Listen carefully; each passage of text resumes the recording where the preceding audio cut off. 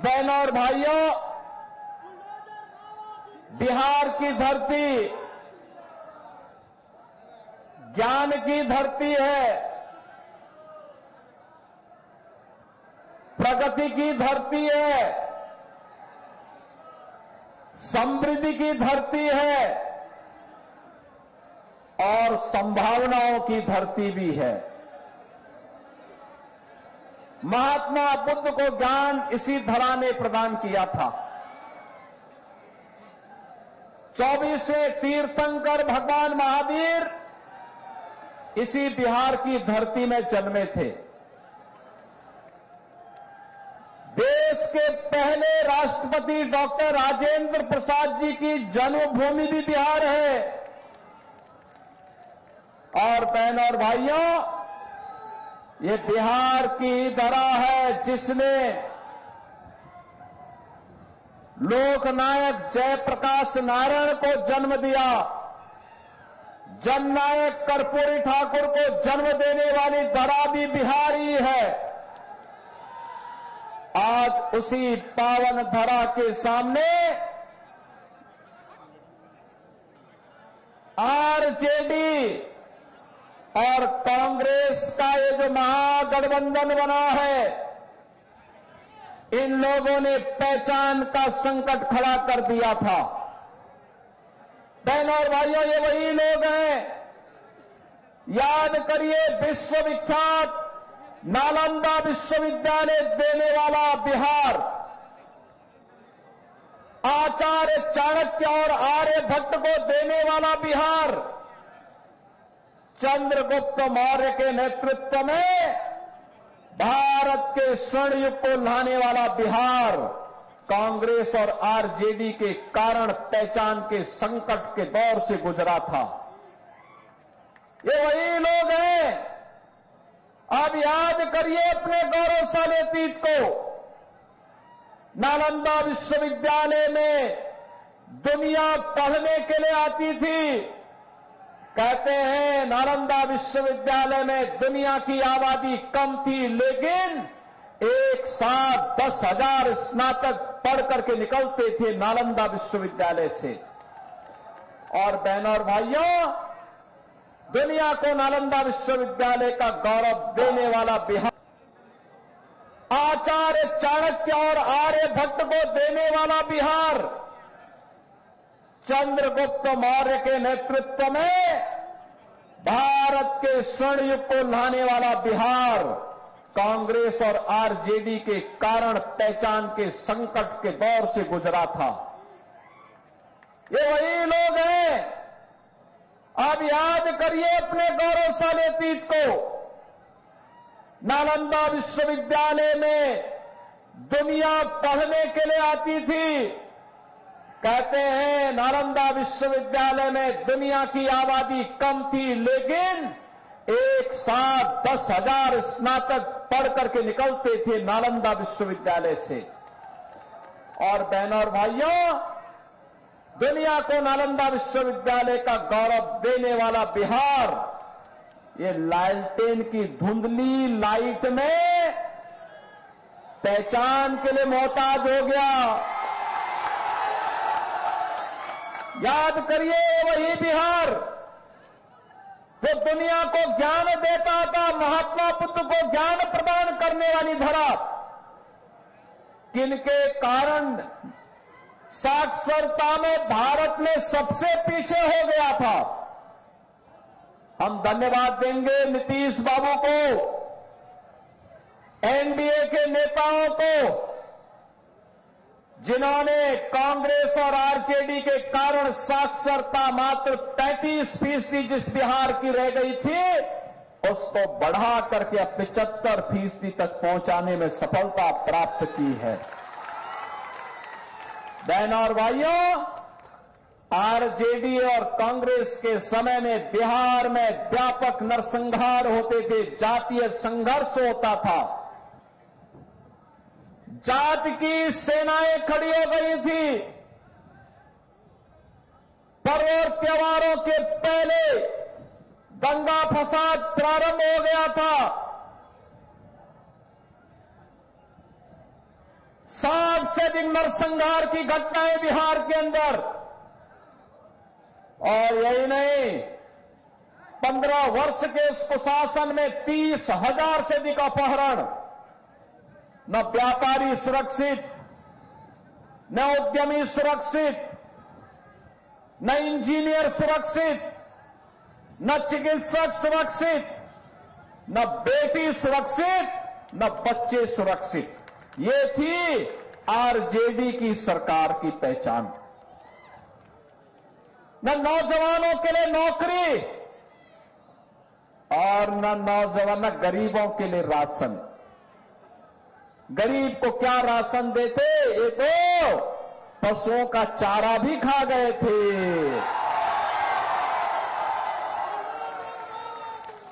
ये नौजवान को नौकरी क्या देते?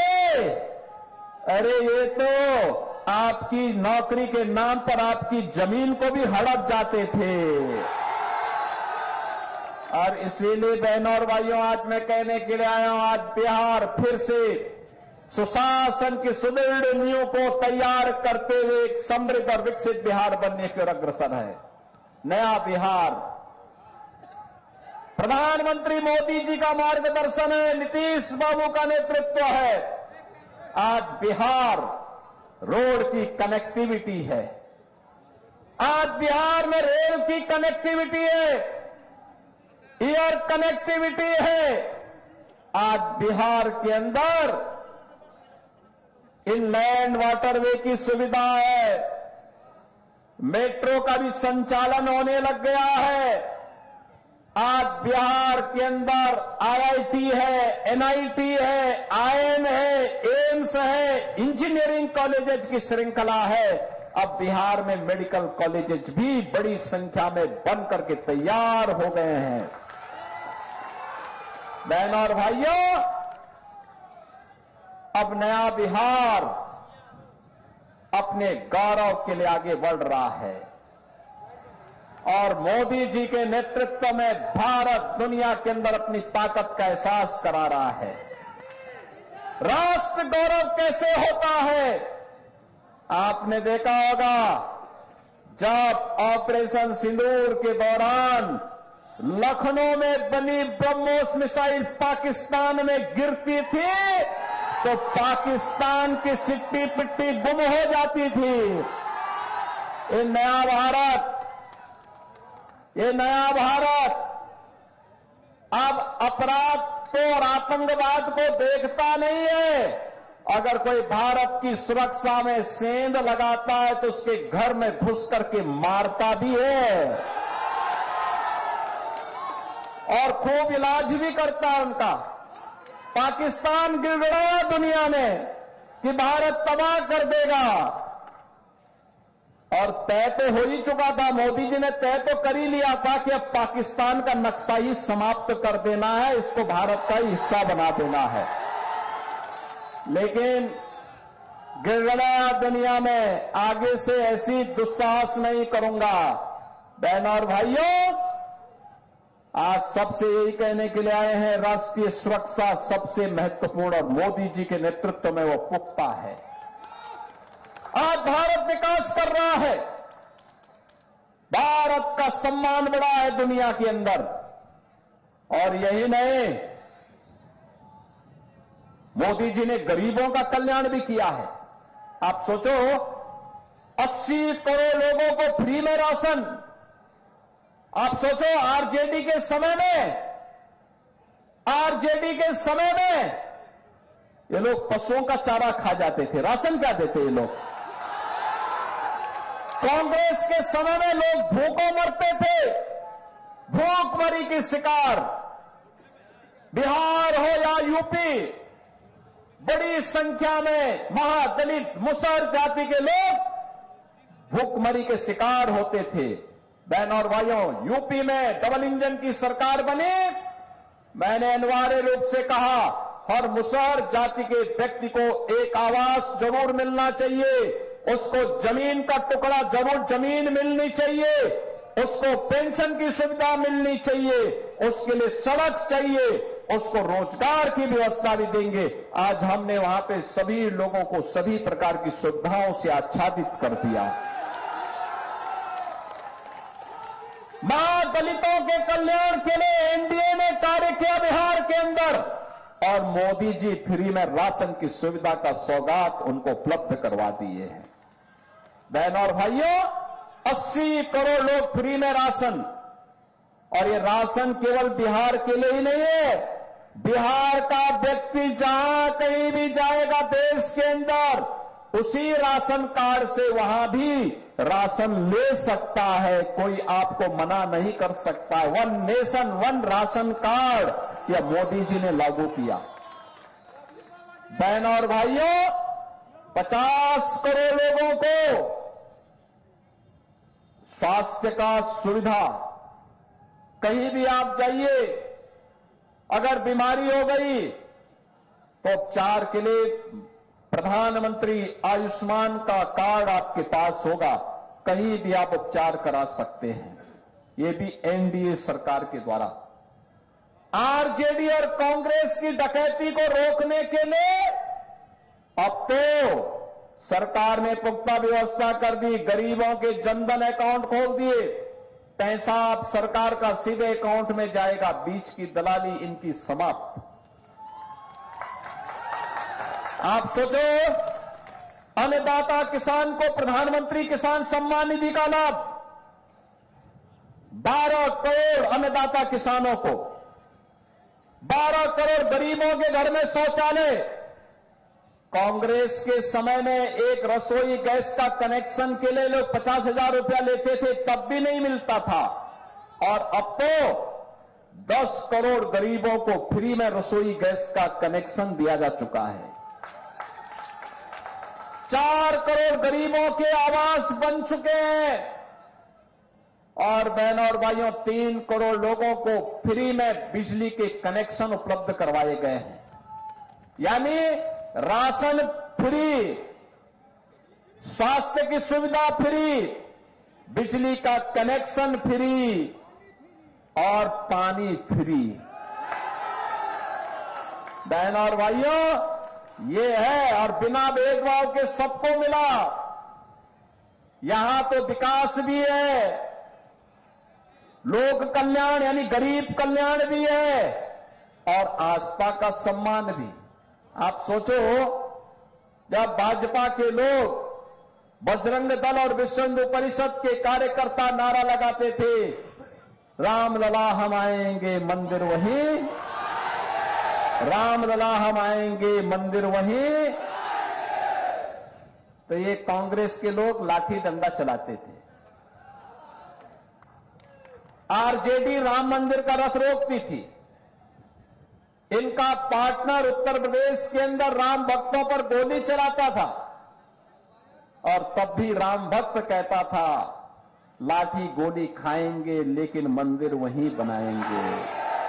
बोलते थे ना। और देखो, अयोध्या में एनडीए की डबल इंजन की सरकार है, बीजेपी की डबल इंजन की सरकार है।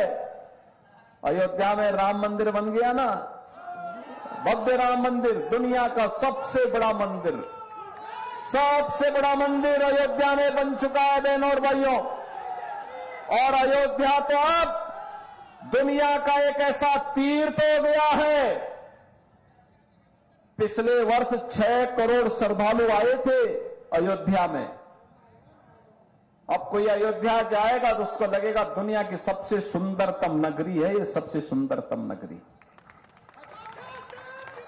और अगर अयोध्या में रामलला विराजमान है तो माता जानकी भी मंदिर में विराजमान है, बजरंगबली भी है। और उसी अयोध्या में इंटरनेशनल एयरपोर्ट का नामकरण मोदी जी ने महर्षि वाल्मीकि के नाम पर किया। निषाद राज के नाम पर उसी अयोध्या में रेन बसेरा का नामकरण हुआ। और जहां श्रद्धालुओं को, भक्तों को प्रसाद मिलता है, उसका नाम है सबरी माता के नाम पर। बहनों और भाइयों, अगर अयोध्या में रामलला का मंदिर, तो सीतामढ़ी में माता जानकी का भी भव्य मंदिर एनडीए की सरकार कर रही है, बना रही है। बहनों और भाइयों, विकास भी है, विरासत भी है। तो अयोध्या को सीतामढ़ी को जोड़ने के लिए 6,155 करोड़ रुपए का एक नया मार्ग कॉरिडोर के रूप में हम लोग विकसित कर रहे हैं इस समय। अब क्या नहीं है बिहार के लिए, सब कुछ है। बस सुशासन की सुदृढ़ नींव पर एक मजबूत इमारत का निर्माण करके समृद्ध और विकसित बिहार के निर्माण को आगे बढ़ाना है। और इसीलिए हम लोग आए हैं। यह कार्य सुरक्षा के माहौल में होता है। कोई पेशेवर खानदानी माफिया और अपराधी अगर जीत जाएगा तो अपने परिवार के बारे में सोचेगा, लेकिन अगर एनडीए की सरकार बनती है, एनडीए का प्रत्याशी जीतता है, तो बिहार के बारे में सोचेगा, विकास के बारे में सोचेगा। और इसीलिए यूपी में तो मैंने बुलडोजर चला करके इन माफिया और अपराधियों का ऐसा पस्त किया है, यूपी में माफिया और अपराधी, उसकी हड्डी पसली हमने बुलडोजर से रौंद करके उसको पस्त किया है और नौजवान को रोजगार देकर के उसको मस्त किया है उत्तर प्रदेश के अंदर।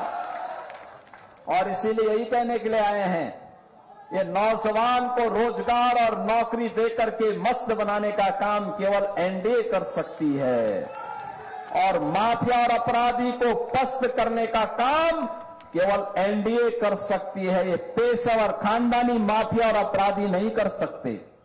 ये लोग आएंगे, बड़े बड़े वायदे करेंगे, सत्ता में आने के बाद सब भूल जाएंगे और फिर बिहार के अंदर वही जंगल राज जो 2005 के पहले होता था, यही ये लोग करेंगे। इसलिए बहनों और भाइयों, इनको मौका नहीं देना है, ये गलती कभी नहीं करना है।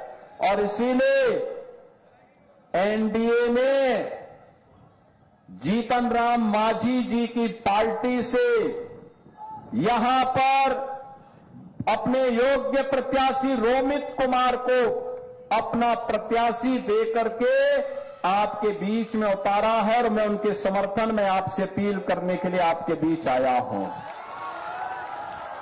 रोमित कुमार को अपना समर्थन देंगे ना? आप लोगों का आशीर्वाद मिलेगा ना? सभी लोगों का, सभी लोग, जहां तक मेरी आवाज जा रही है वहां तक, पीछे सड़क में, छत के ऊपर, इधर उधर, पीछे, सभी लोगों का आशीर्वाद मिलेगा ना? सभी लोग इनको आशीर्वाद देंगे, भारी बहुमत से विजयी बनाएंगे। यहां पर आरजेडी और महागठबंधन के प्रत्याशी की जमानत जब्त करेंगे। उनको बोलना है, जब जेल में रहो, जेल में जाओ, जेल की हवा खाओ, जनता के वोट को बर्बाद मत करो, ये बोलोगे ना? अपने वोट की कीमत को समझो। और बहनों और भाइयों, एनडीए के प्रत्याशी श्री रोमित कुमार को भारी बहुमत से विजयी बना करके बिहार विधानसभा में भेजो। आपका यह विधानसभा क्षेत्र भी, अग्रणी विधानसभा क्षेत्र भी विकास की नई ऊंचाइयों को प्राप्त करते हुए दिखाई देगा। और उस विकास के लिए श्री रोमित कुमार को भारी बहुमत से विजयी बनाने की अपील करने के लिए मैं आज आपके बीच में आया हूं।